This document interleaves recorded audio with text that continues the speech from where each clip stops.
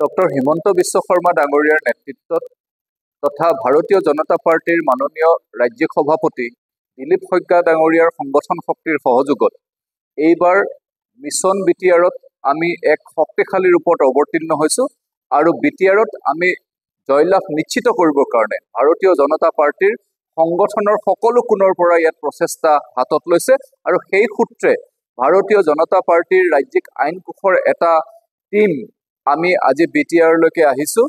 ইতিমধ্যে আমি ওদালগুৰি আৰু তামোলপুৰ জিলাত আমাৰ আইন কোষৰ বিষয়ববীয়াসকলৰ লগত আলোচনাত মিলিত হৈছোঁ আৰু এতিয়া আমি বাক্সা জিলাৰ এই মুছলপুৰ ভাৰতীয় জনতা পাৰ্টিৰ কাৰ্যালয়ত আমাৰ আইন কোষৰ সন্মানীয় বিষয়ববীয়াসকলৰ লগত আমি আলোচনাত মিলিত হ'লোঁ আৰু পৰৱৰ্তী সময়ত আমি বাছুগাঁৱত চিৰাং জিলা আৰু কোকৰাঝাৰ জিলাৰ টিমৰ লগত আমি আলোচনা কৰিম। নিশ্চিতভাৱে ভাৰতীয় জনতা পাৰ্টিয়ে এইবাৰ শক্তিশালী ৰূপত অৱতীৰ্ণ হৈছে আৰু আমি বিজয় নিশ্চিত।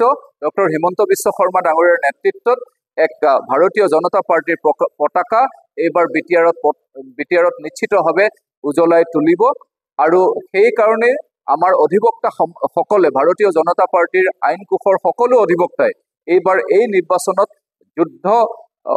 যুদ্ধৰ এজন সৈনিক হিচাপে অৱতীৰ্ণ হৈছে আৰু সকলো প্ৰকাৰে সহযোগিতা আগবঢ়াব। চাওক, বাক্সাত আমি সকলো ধৰণৰ সহযোগিতা আমাৰ আইন কোষৰ তৰফৰ পৰা আইনী দিশত থাকিব আৰু একে সময়তে ভাৰতীয় জনতা পাৰ্টিয়ে আৰু সকলো পৰ্যায়ৰ কাৰ্যকৰ্তাই এইবাৰ বিটিআৰ নিৰ্বাচনত শক্তিশালী ৰূপত নিজৰ মূৰৰ ঘাম মাটিত পেলাব। চাওক, ভাৰতীয় জনতা পাৰ্টিৰ প্ৰত্যেকজন কাৰ্যকৰ্তাই এই নিৰ্বাচনত অৱতীৰ্ণ হ'ব।